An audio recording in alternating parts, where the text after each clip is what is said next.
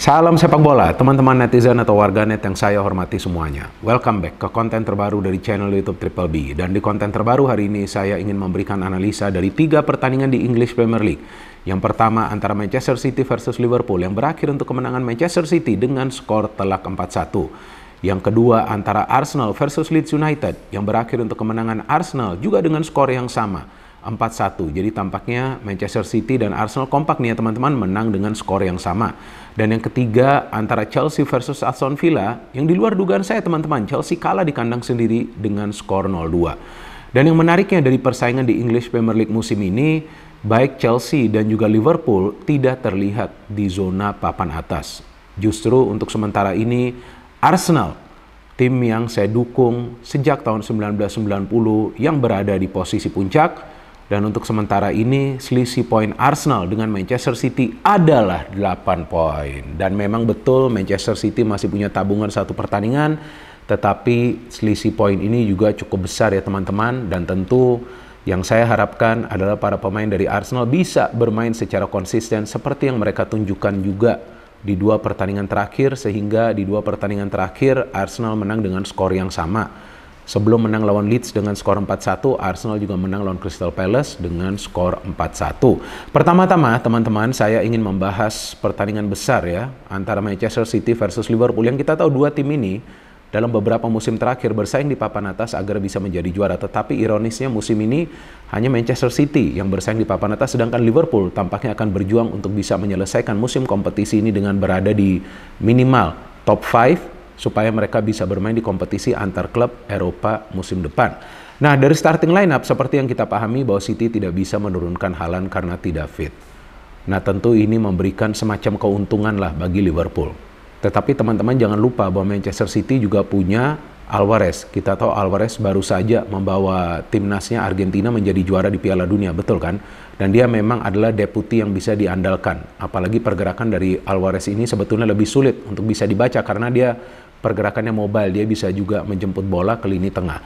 So dari jalannya pertandingan memanglah sudah tampak jelas bahwa City yang akan meraih kemenangan. Karena sebelum Liverpool mencetak gol teman-teman, di 15 menit awal jalannya pertandingan ini City lah yang mendapatkan 3 peluang. Betul kan? Dari Gundogan, dari Rodri, dan juga dari Mahrez tuh, dari free kick yang hampir saja mereka mencetak gol. Tetapi saya melihat permainan Liverpool di match ini agak berbeda teman-teman. Kali ini mereka mengandalkan low block. Tidak seperti biasanya mereka bermain dengan mid block atau high line of defense dengan mengandalkan high pressing. Sehingga dengan bermain low block artinya mereka akan merancang sebuah counter attack yang mematikan, dan itu yang mereka lakukan ketika mereka mencetak gol. Walaupun ini tidak bisa dikatakan counter attack, ini semacam fast break ya.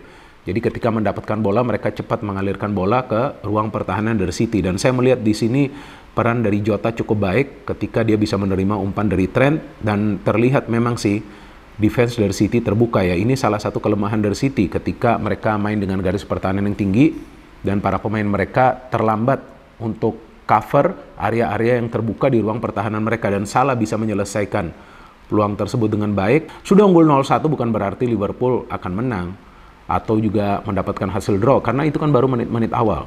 Maka itu para pemain City terlihat keluar lebih menggila lagi, dan saya melihat di sini ada kesulitan bagi 2 pemain Liverpool yang bermain di posisi fullback. Jadi artinya Robertson dan juga Trent ini tidak begitu baik dalam bertahan. Kita bisa melihat di gol pertama itu ketika Mahrez mendapatkan bola, kita lihat dia free kan, itu sebetulnya kan areanya dari Robertson.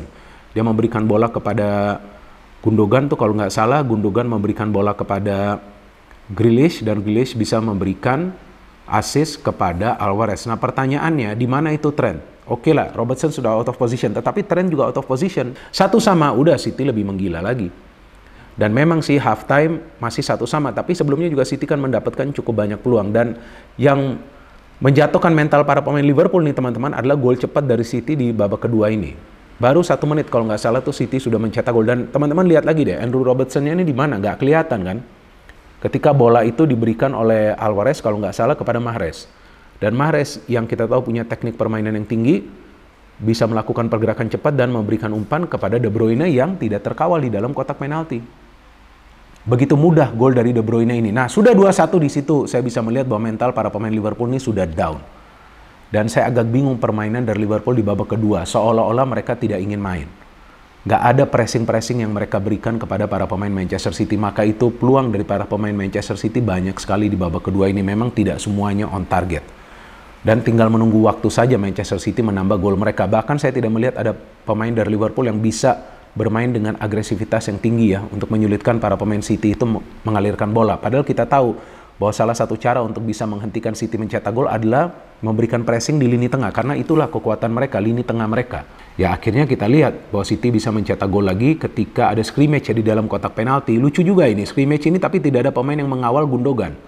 Gundogan bisa mencetak gol membawa timnya unggul dengan skor 3-1, dan kemudian ini gol yang cantik nih menurut saya, karena Grealish bisa mencetak gol setelah sebelumnya dia memberikan umpan ke De Bruyne dan kemudian dia bisa mencari ruang. Nah, saya melihat di sini Trent juga nggak bisa mengcover area ya, di mana dia coba untuk mengawal pergerakan dari Grealish. Jadi ketika Grealish memberikan bola itu kepada De Bruyne, kemudian De Bruyne memberikan cutback, Grealish tidak terkawal sama sekali, sulit banget ya mengatakan namanya. Grealish ini tidak terkawal sehingga dia bisa mencetak gol dan melengkapi kemenangan dari Manchester City menjadi 4-1. Jadi ya kita bisa melihat bahwa peran dua pemain sayap dari City lah yang bisa membawa City menang dengan skor telak, dan saya pikir ya tinggal menunggu waktu saja nih. Manajemen dari Liverpool akan mempertimbangkan posisi dari Jurgen Klopp ya, karena jika Liverpool gak lolos ke kompetisi antar klub Eropa ya saya gak yakin si Klopp akan bertahan di Liverpool, karena ya sebetulnya dia sudah mendapatkan cukup banyak pemain juga musim ini kan teman-teman. Ya kembali lagi kepada para pemain, mereka harus fight di setiap pertandingan. And now to the second match antara Arsenal versus Leeds. Nah ini tentulah saya sudah duga Arsenal akan menang. Tapi yang saya khawatirkan nih ketika lawan tim-tim yang parkir bis. Namun sebaliknya Leeds gak parkir bis loh di pertandingan ini teman-teman. Jadi mereka juga berani membangun serangan secara terbuka. Memang kalau dari segi total peluang Arsenal jauh lebih unggul, tetapi Leeds juga punya beberapa peluang yang berbahaya. Bahkan sebelum Arsenal mencetak gol itu dari penalti, Leeds lah yang mendapatkan 3 peluang. Betul kan yang Ramsdale melakukan save. Dan memang para pemain Arsenal sulit juga untuk bisa mencetak gol di menit-menit awal jalannya pertandingan ini, walaupun mereka mendominasi jalannya pertandingan. Terus apa yang perlu mereka lakukan? Kalau di starting lineup ini kan Arteta hanya melakukan satu perubahan, yakni menaruh Bukayo Saka di bangku cadangan dulu dan memberikan kesempatan kepada Gabriel Jesus yang udah fit 100% untuk bermain dari awal. Jadi ini adalah start pertama dari Jesus tahun ini. Dan Gabriel Jesus melakukan pergerakan individu, ini yang dia perlu lakukan karena ya para pemain Leeds cukup disiplin bertahan. Dan ketika dia lakukan pergerakan individu, kita bisa melihat ada pelanggaran yang dilakukan oleh pemain Leeds kepada dia, dan cukup penting dia melakukan konversi dari penalti. Ini gol pertama sangat penting teman-teman. Karena jika turun minum Arsenal tuh gak mencetak gol, mungkin situasinya akan berbeda di babak kedua. Dan setelah unggul 1-0, tentu di babak kedua para pemain Arsenal bermain lebih tenang dan lebih nyaman lagi. Dan mereka memang lebih banyak menciptakan peluang di babak kedua ini, sama seperti Manchester City. Bukan berarti para pemain Leeds tidak memberikan perlawanan. Enggak, mereka memberikan pressure terus kepada para pemain Arsenal. Tetapi movement of the ball dari para pemain Arsenal ini yang tidak bisa dimonitor oleh para pemain Leeds. Buktinya adalah gol dari Ben White. Ketika Martinelli memberikan bola, tidak ada yang mengawal Ben White di tiang jauh. Jadi para pemain Leeds lebih terfokus kepada bola daripada kepada pergerakan tanpa bola dari para pemain Arsenal. Ketika sudah unggul 2-1, nah saya sudah tenang. Udahlah, ini sudah pasti. 2-1 ketika sudah unggul 2-0 ya, saya jadi ingat pertandingan Manchester City. Ya mohon maaf, saya juga kurang tidur, kan siaran saya pertandingan Chelsea lawan Aston Villa. Jadi ketika sudah 2-0, nah saya sudah yakin, udahlah. Ini Arsenal akan menang nih. Udah pasti ini mendapatkan 3 poin. Tetapi ya para pemain Arsenal kan nggak pernah puas. Dan kita bisa melihat akhirnya mereka bisa menambah gol kan. Ketika itu Trossard ya. Ini Trossard ini pemain yang bagus banget. Ini pembelian yang sukses nih dari manajemen Arsenal ya. Dia total telah memberikan 7 assist dengan assist yang dia berikan kepada Gabriel Jesus. Nah teman-teman lihat, Jesus ketika memberikan bola kepada Trossard, dia langsung melakukan pergerakan tanpa bola. Nah ini yang tadi saya katakan. Movement of the ball dari para pemain Arsenal ini luar biasa. Sehingga dia bisa mendapatkan umpan dari Trossard dan mencetak gol membawa Arsenal unggul dengan skor 3-0. Tetapi salah satu kelemahan Arsenal kembali terlihat di pertandingan ini. Ketika Leeds membangun counter attack, oke lah para pemain Arsenal sempat juga melakukan recovery, menutup ruang. Tetapi mereka tidak bisa melakukan koordinasi yang baik. Sehingga Leeds bisa mencetak gol, memperkecil ketertinggalan menjadi 3-1. Tapi saya sudah yakin, udahlah ini 3-1 ya 3-1 aja. Saya gak nyangka ternyata Arsenal bisa menambah gol. Saka masuk kan di babak kedua ini. Lihat Saka kotak-katik bola, dia kasih bola ke Odegaard. Dan Odegaard, what a pass. Ngeri loh ini pasnya. Ngeri banget loh. Odegaard ini sudah berubah menjadi pemain yang luar biasa, teman-teman. Saya gak menyangka dia akan bisa bermain sebaik ini di Arsenal, karena kita tahu sebelumnya di Real Madrid gak kelihatan permainan dia seperti ini. Jadi ini tentu adalah kredit kepada Mikel Arteta yang bisa mengubah performa dia. Ya nyesel lah pasti Madrid ya.